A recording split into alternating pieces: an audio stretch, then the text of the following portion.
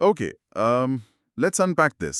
दोस्तों, जब हम किसी बॉलीवुड की क्लासिक हिस्टोरिकल फिल्म को देखते हैं, जैसे मुगले आजम ले लीजिए या फिर लगान, तो क्या हम सिर्फ एक पुरानी कहानी देख रहे होते हैं?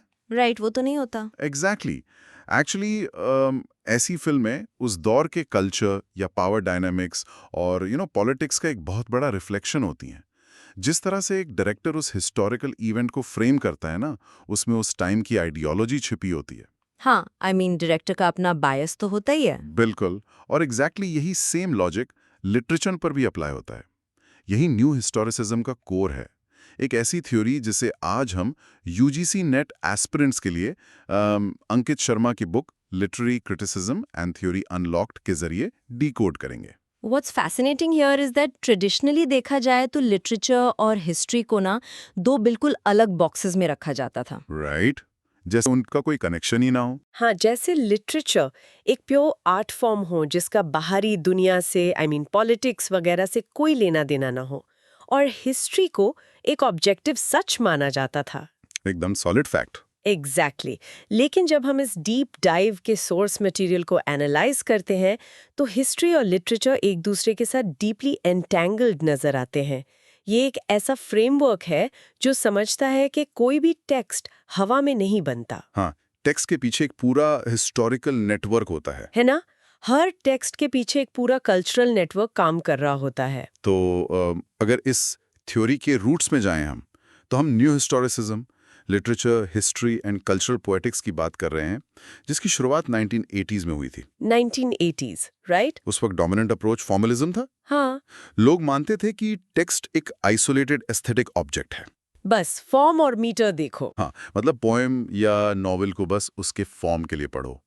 लेकिन न्यू हिस्टोरिसिज्म ने इस आइसोलेटेड रीडिंग को पूरी तरह रिजेक्ट कर दिया।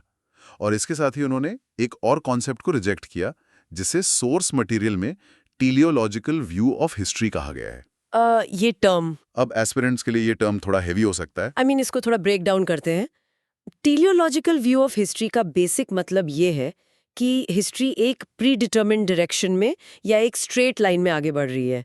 किसी एक फिक्स्ड गोल की तरफ, राइट, जैसे सब कुछ धीरे धीरे इम्प्रूव या प्रोग्रेस कर रहा हो। लेकिन न्यू हिस्टोरिसिज्म इस लिनियर प्रोग्रेस वाले आइडिया को नहीं मानता। उनका मानना है कि हिस्ट्री कोई ऑब्जेक्टिव ट्रूथ या एब्सोल्यूट रियलिटी नहीं है जिसे हम सिंपली डिस्कवर कर लेंगे। तो फिर हिस्ट्री है क्या उनके हिसाब से? बड़ी बात यह है कि history is constructed and interpreted like a text. जिस तरह हम किसी नॉवेल या पोएम को इंटरप्रेट करते हैं, उसी तरह हिस्ट्री को भी इंटरप्रेट किया जाता है। क्योंकि हिस्ट्री भी आखिरकार डॉक्यूमेंट्स या लेटर्स और नैरेटिव्स के थ्रू ही हम तक पहुंचती है ना। वाओ! तो अगर हिस्ट्री भी अल्टीमेटली टेक्स्ट्स और नैरेटिव्स का ही कलेक्शन है, तो क्या हमारी हिस्ट्री टेक्स्ट बुक्स भी एक तरह के फिक्शन नॉवेल है? वेल, थोड़ा एक्सट्रीम हो गया पर मतलब अगर हिस्ट्री और लिटरेचर दोनों ही इंटरप्रिटेशंस हैं, तो दोनों में फर्क क्या बचा? ये दोनों तो ऐसे लग रहे हैं जैसे एक ही हॉस्टल रूम में रहने वाले रूममेट्स हों जो हमेशा एक दूसरे का असाइनमेंट कॉपी करते हैं। ओह गॉड, ये बढ़िया एनालॉजी थी। है ना? दोनों एक दूसरे से इतने डीपली इन्फ्लुएंस होते हैं कि उनको अलग करना मुश्किल है। उस रूममेट एनालॉजी को अगर हम थोड़ा एकेडमिक टर्म्स में सोचें, तो इस क्रॉस कॉपिंग के पीछे जो लॉजिक है वो मिशेल फुको के कॉन्सेप्ट से आता है। फुको? इनका नाम तो आना ही था यहाँ। आना ही था, बिल्कुल। फुको के आइडियाज न्यू हिस्टोरिसिज्म के लिए एक फिलोसॉफिकल बैकबोन का काम करते हैं। उनके 3 मेजर कॉन्सेप्ट्स हैं: डिस्कोर्स, पावर नॉलेज और एपिस्टीम। ओके, मतलब तीनों बहुत हैवी हैं। हाँ, तो डिस्कोर्स उन प्रैक्टिसेस और लैंग्वेजेस का सिस्टम है जो डिसाइड करता है कि किसी भी पर्टिकुलर टाइम पर हम दुनिया को कैसे समझते हैं। फिर आता है पावर नॉलेज, जो समझाता है कि नॉलेज कभी भी न्यूट्रल नहीं होती। जो पावर में है वही डिसाइड करेगा सच क्या है। एग्जैक्टली जो लोग पावर में होते हैं वही डिसाइड करते हैं कि सच क्या है। और इन सबको बांधने वाला जो कॉन्सेप्ट है वो है एपिस्टीम। तो एपिस्टीम को अगर सिंपल वर्ड्स में समझें, तो क्या हम इसे एक हिस्टोरिकल एरा का इनविजिबल रूल बुक कह सकते हैं? एक ऐसी फंडामेंटल फ्रेमवर्क जो ये तय करती है कि उस वक्त किस चीज़ को लॉजिकल माना जाएगा और किसे इलॉजिकल। प्रिसाइजली, एपिस्टीम एक ऐसी बाउंड्री है जिसके बाहर उस सोसाइटी के लोग सोच ही नहीं सकते। हर हिस्टोरिकल एरा का अपना एक एपिस्टीम होता है। ओके। और क्योंकि लिटरेचर उसी एपिस्टीम के अंदर लिखा जाता है, तो न्यू हिस्टोरिसिस्ट क्रिटिक्स लिटरेरी टेक्स्ट्स को उस दौर के पॉलिटिकल और कल्चरल डॉक्यूमेंट्स के साथ रखकर पढ़ते हैं।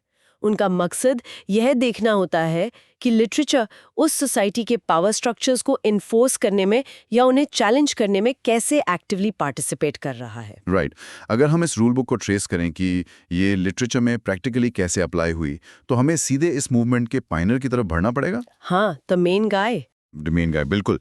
एग्जाम के पर्सपेक्टिव से सबसे इंपॉर्टेंट फिगर्स में से एक है Steven Greenblatt, 1943, new historicism and cultural poetics. इन्होंने ही 1982 में ये टर्म कॉइन किया था। हाँ, हालांकि आई थिंक बाद में उन्होंने इसे कल्चरल पोएटिक्स का नाम देना ज्यादा एक्यूरेट समझा है ना। हाँ, कल्चरल पोएटिक्स ज्यादा प्रेफर किया उन्होंने। उनका कंट्रीब्यूशन इस फील्ड में मॉन्यूमेंटल है। इनकी सबसे मशहूर किताब जो 1980 में पब्लिश हुई, उसका नाम है renaissance self fashioning. Renaissance self fashioning, okay. Greenblatt ने इस बुक में सेल्फ फैशनिंग का कॉन्सेप्ट इंट्रोड्यूस किया। उनका आर्ग्यूमेंट था कि ह्यूमन आइडेंटिटी नेचुरली या अंदर से ऑर्गेनिकली डेवलप नहीं होती। वेट, हमारी आइडेंटिटी नेचुरल नहीं होती? यानी कंस्ट्रक्ट होती है। इंसान वैसा बनता है जैसा उस वक्त का पावर स्ट्रक्चर या कल्चर उसे बनने के लिए फोर्स करते हैं। ओह, आई सी। इसे अगर आज के डेली लाइफ से रिलेट करें दोस्तों, तो सेल्फ फैशनिंग की मैकेनिज्म बिल्कुल आज के सोशल मीडिया जैसे इंस्टाग्राम या लिंक्डइन प्रोफाइल बनाने जैसी है। हाँ, बहुत रिलेटेबल एग्जाम्पल है ये। ट्रू, क्योंकि देखिए, हम अपनी डिजिटल आइडेंटिटी कंप्लीटली इंडिपेंडेंट तरीके से थोड़ी बनाते हैं। हम सोसाइटी की एक्सपेक्टेशंस और प्रोफेशनल नॉर्म्स के हिसाब से अपनी एक इमेज फैशन करते हैं। ट्रू, हम वही दिखाते हैं जो एक्सेप्टेबल हो। रेनेसा के टाइम पर भी मैकेनिज्म वही थी, बस एल्गोरिथम्स की जगह रॉयल कोर्ट्स और पॉलिटिकल पावर स्ट्रक्चर्स डिसाइड करते थे कि एक आइडियल सिटीजन कैसा होना चाहिए। एक बहुत ही एप्ट कंपैरिजन है ये। If we connect this to the bigger picture, Greenblatt ने इस मैकेनिज्म को स्पेसिफिकली विलियम शेक्सपियर और उनके कंटेम्पररीज के नाटकों में ट्रेस किया। ओके, शेक्सपियर के प्लेज में। हाँ, उन्होंने ब्यूटिफुली एक्सप्लेन किया कि कैसे लिटरेचर अपने टाइम की पॉलिटिकल फोर्सेस से, स्पेशली क्वीन एलिजाबेथ वन के दौर की पॉलिटिक्स से हेविली इन्फ्लुएंस था। ओह, एलिजाबेथियन एरा पॉलिटिक्स। राइट। इसका सबसे स्ट्राइकिंग एग्जाम्पल उनका रिचर्ड टू प्ले का एनालिसिस है। ग्रीनब्लैट कोट करते हैं कि जब क्वीन एलिजाबेथ वन के खिलाफ एसेक्स रिबेलियन होने वाला था, द फेमस एसेक्स रिबेलियन, हाँ, तो रेबल्स ने जानबूझकर शेक्सपियर की कंपनी को पैसे दिए ताकि वो रिचर्ड टू का परफॉर्मेंस स्टेज करें। Oh wow. क्योंकि उस प्ले में एक मोनार्क को थ्रोन से हटाए जाने का सीन था। तो रेबल्स उस प्ले को एक प्रोपेगेंडा टूल की तरह यूज कर रहे थे, पब्लिक सेंटिमेंट को अपने फेवर में करने के लिए। एग्जैक्टली। और सोर्स टेक्स्ट ये बताता है कि क्वीन एलिजाबेथ ने इस बात को नोटिस भी किया था। हाँ, उनका एक फेमस बिटर रिएक्शन था इस पर, आई रिमेंबर। बिल्कुल।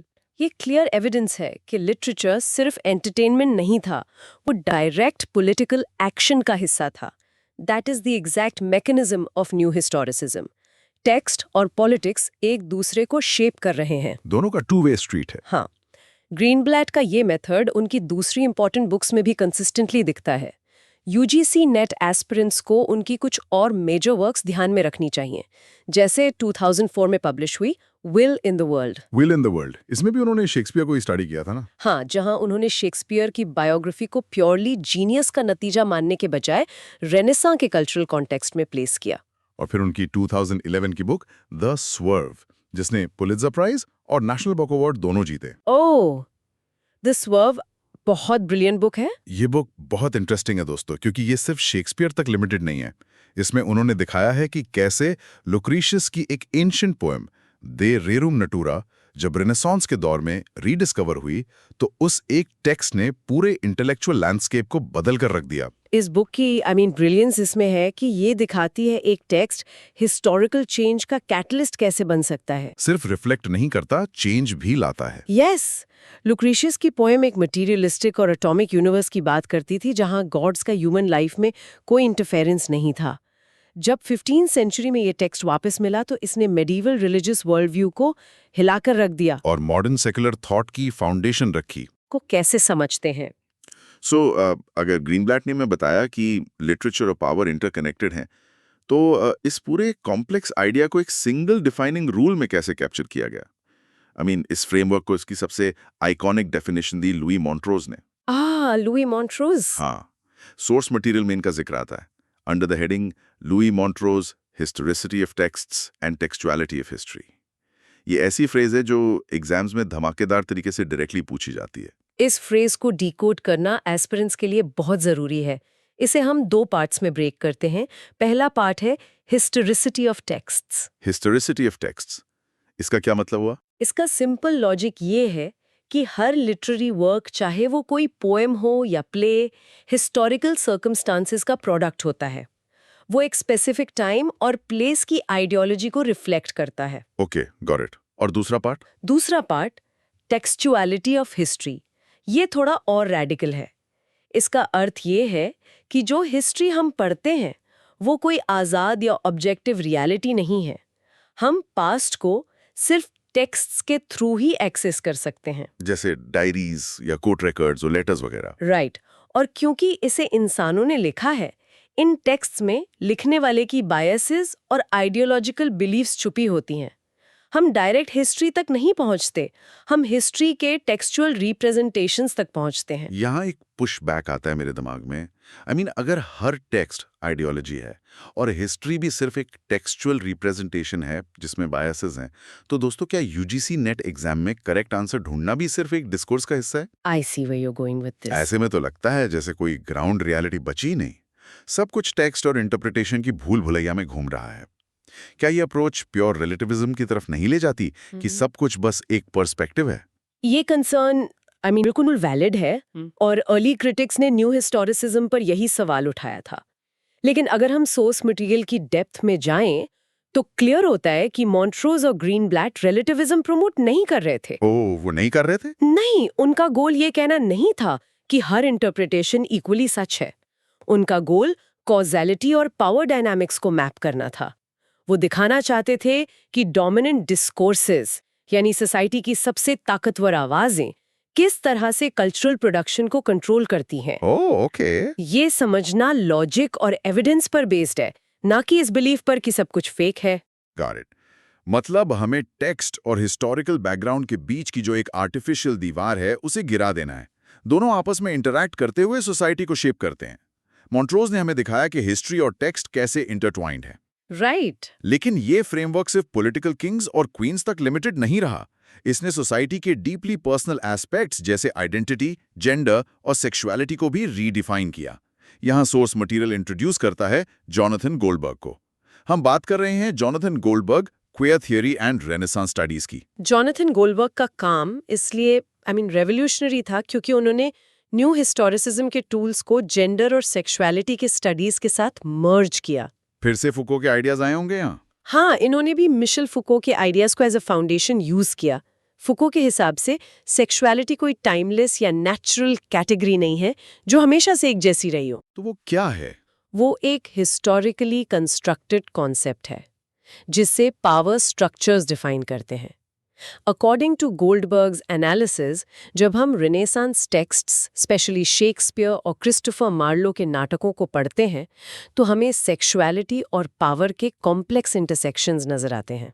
According to the source text, Goldberg ने उन कैनोनिकल टेक्स्ट के अंदर छिपी हुई सबवर्सिव वॉइसेस को हाईलाइट किया, यानी ऐसी आवाजें जो उस दौर के एस्टैब्लिश्ड ट्रेडिशनल नॉर्म्स के खिलाफ जाती थी। हाँ, रिबेलियस वॉइसेस एक तरह से। इसको एक एनालॉजी से समझते हैं दोस्तों। It's like looking at a famous centuries old family portrait, है ना? सामने की तरफ सब एकदम परफेक्टली पोज करके स्माइल कर रहे हैं, जो उस एरा का डोमिनेंट नैरेटिव है। राइट, सब एकदम प्रॉपर। लेकिन गोल्डबर्ग की अप्रोच का मतलब है बैकग्राउंड में खड़े उस एक रिलेटिव पर जूम इन करना जो धीरे से अपनी आंखें घुमा रहा है, रोलिंग द आईज। ये सबवर्सिव वॉइसेस वही हिडन आई रोल्स हैं जो उस दौर के स्ट्रिक्ट रूल्स के खिलाफ एक साइलेंट रिबेलियन थी। That analogy captures the essence perfectly. Goldberg वही आई रोल्स यानी हिडन टेंशंस ढूंढ रहे थे जिसे ट्रेडिशनल ह्यूमनिस्ट क्रिटिक्स ने सदियों तक इग्नोर कर दिया था। शेक्सपियर के नाटकों को क्वियर थियोरी और न्यू हिस्टोरिसिज्म के चश्मे से पढ़ना वैसा ही है जैसे सादी दाल में अचानक से एक स्पाइसी तड़का लगा देना। हाँ, अचानक से सब कुछ एकदम नया और गहरा लगने लगता है। उन्होंने दिखाया कि डोमिनेंट कल्चर कभी भी पूरी तरह एब्सोल्यूट नहीं होता। टेक्स्ट के मार्जिनल स्पेसेस में हमेशा ऐसी आइडेंटिटीज और डिजायर्स मौजूद होती हैं जो उस पावर को सबवर्ट करती हैं, और इस तरह की इन डेप्थ कॉम्प्लेक्स एनालिसिस को एक स्ट्रक्चर्ड फॉर्म में लाने की बहुत ज़रूरत थी ताकि पूरी एकेडमिक दुनिया इसे एक कोहीसिव मूवमेंट की तरह देख सके। यही काम किया HARM वीसर ने। यस, वीजा का कंट्रीब्यूशन बहुत इंपॉर्टेंट है। हमारा आखिरी मेजर पॉइंट है HARM Veeser, new historicism and cultural criticism. इन्होंने 1989 में एक एंथोलॉजी एडिट की जिसका नाम था द न्यू हिस्टोरिसिज्म। ये बुक इसलिए इंपॉर्टेंट है क्योंकि इसने इस मूवमेंट को पहली बार फॉर्मली ऑर्गेनाइज किया। वीजा की इस एंथोलॉजी ने न्यू हिस्टोरिसिज्म के 5 की टेनेट्स यानी मुख्य सिद्धांत दुनिया के सामने आउटलाइन किए। एग्जाम प्रेप के लिए एस्पिरेंट्स को इन 5 टेनेट्स को समझना क्रूशल है। तो एक एक करके देखते हैं। पहला टेनेट क्या कहता है? पहला टेनेट ये है कि हर एक्सप्रेसिव एक्ट, चाहे वो पोम हो या पेंटिंग, मटेरियल प्रैक्टिसेस के नेटवर्क में एम्बेडेड होता है, यानी आर्ट इकोनॉमी और सोसाइटी से अलग नहीं है। राइट, आर्ट और इकोनॉमी जुड़े हुए हैं। दूसरा जो भी टेक्स्ट पावर को क्रिटिक या अनमास्क करने की कोशिश करता है, वो वही टूल्स यूज करता है जो उस पावर स्ट्रक्चर ने खुद बनाए हैं। मतलब सिस्टम को उसी के टूल से हराना। एग्जैक्टली। तीसरा ये है कि लिटरेरी और नॉन लिटरेरी टेक्स्ट्स एक दूसरे से अलग नहीं है, वो इनसेपरेबली सर्कुलेट करते हैं सोसाइटी में। यानी एक रॉयल डिक्री जो कोर्ट से आई और एक स्टेज प्ले, दोनों एक ही कल्चरल इकोसिस्टम का हिस्सा हैं। बिल्कुल सही। चौथा टेनेट कहता है कि कोई भी डिस्कोर्स हमें अनचेंजिंग या इटर्नल ट्रूथ्स तक नहीं ले जा सकता। हर सच अपने दौर तक सीमित होता है। कोई यूनिवर्सल ट्रूथ नहीं है। राइट। और पांचवा टेनेट काफी सेल्फ रिफ्लेक्टिव है। ये कहता है कि एक क्रिटिक जो कैपिटलिज्म या कल्चर को डिस्क्राइब करने की कोशिश कर रहा है, वो खुद उसी कैपिटलिस्ट इकोनॉमी और कल्चर का हिस्सा होता है। वो सोसाइटी के बाहर से खड़ा होकर ऑब्जर्व नहीं कर सकता खुद को। हाँ, हम सब उस सिस्टम के अंदर हैं। ये पांचों टेनेट सच में इस थ्योरी को एक कॉन्क्रीट शेप देते हैं। तो दोस्तों, जैसा कि हमने देखा, न्यू हिस्टोरिसिज्म सिर्फ लिटरेचर पढ़ने का एक तरीका नहीं है। ये हिस्ट्री या पावर और सोसाइटी की वर्किंग मैकेनिज्म को समझने का एक पूरा लेंस है, एक पूरा फ्रेमवर्क है। अब एग्जाम के पॉइंट ऑफ व्यू से इन सभी थिंकर्स और उनकी किताबों या कॉन्सेप्ट्स की इतनी डीपली इंटरकनेक्टेड डिटेल्स को याद रखना थोड़ा चैलेंजिंग तो हो ही सकता है। बहुत चैलेंजिंग हो सकता है। इसीलिए सही मटेरियल होना जरूरी है। अगर आप यूजीसी नेट एग्जाम को सीरियसली टारगेट कर रहे हैं तो अंकित शर्मा की किताब literary criticism and theory unlocked एक एब्सोल्यूट एसेंशियल रिसोर्स है आपके लिए। इस बुक की सबसे बड़ी खासियत यही है कि ये ऐसे डेंस टेनेट्स को बहुत ही क्लियरली और पॉइंट टू पॉइंट एक्सप्लेन करती है। I completely agree. The structure of that book is highly effective for retention. Jin theoretical intersections को समझने में स्टूडेंट्स को हफ्तों लग जाते हैं, वहाँ उन्हें लॉजिकल फ्लो के साथ प्रेजेंट किया गया है, जो रिवीजन के वक्त इनवैल्यूएबल साबित होता है। बिल्कुल। और रिवीजन को और स्ट्रॉन्ग बनाने के लिए, जैसा कि इस डीप डाइव का ट्रेडिशन है, मैं आपको एक कमाल की मेमोरी ट्रिक या हैक दे रहा हूँ। The memory hack, let's hear it. जब एग्जाम हॉल में मैच द फॉलोइंग का क्वेश्चन आएगा ना इन थ्योरिस्ट्स पर, तब आपको बस ये एक निमोनिक याद रखना है: green monks go viral. Green monks go viral. Yes, I will repeat, green monks go viral. चलिए इसे जल्दी से अनपैक करते हैं।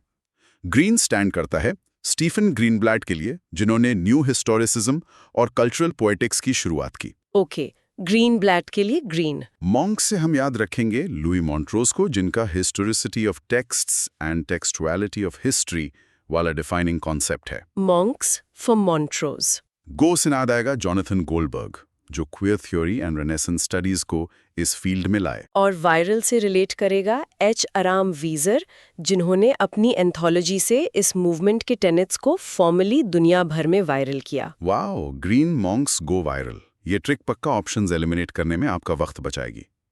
आई hope so. It's an excellent way to codify all these distinct critical voices. लेकिन इस डीप डाइव को conclude करने से पहले, this raises an important question, एक ऐसा ब्रॉडर कॉन्टेक्स्ट जिस पर हमें सोचना चाहिए। और वो क्या है? अगर हम इस थ्योरी के लॉजिक को अप्लाई करें कि बीता हुआ इतिहास और उसके एवरीडे टेक्स्ट्स मिलकर आइडेंटिटी और पावर को शेप करते हैं, तो जरा सोचिए आज के हमारे डिजिटल टेक्स्ट के बारे में। हमारे फोन के टेक्स्ट्स? हाँ, हमारे daily tweets, WhatsApp chats, meme cultures और इंस्टाग्राम कमेंट्स। ये सब फ्यूचर के न्यू हिस्टोरिसिस्ट्स को हमारे दौर के बारे में क्या बताएंगे? आज से 200 साल बाद जब लोग हमारे इन डिजिटल फुटप्रिंट्स को पढ़ेंगे तो वो हमारी सोसाइटी के पावर डायनामिक्स और डोमिनेंट डिस्कोर्सेस की क्या कहानी कंस्ट्रक्ट करेंगे? Wow, that really forces you to look at your outbox differently, है ना? हाँ, क्या हमारे कैजुअल टेक्स्ट मैसेजेस और वायरल मीम्स फ्यूचर हिस्ट्री के क्रूशियल टेक्स्ट बनेंगे जो हमारी आने वाली जनरेशंस को हमारी रियलिटी बताएंगे? It's crazy to think about. ये एक ऐसा क्वेश्चन है जो बताता है कि लिटरेचर और थियोरी सिर्फ पास्ट में नहीं, हमारे आज भी उतने ही जिंदा हैं। तो एस्पिरेंट्स, इसी थॉट के साथ आज का ये डीप डाइव हम यहीं रैप अप करते हैं।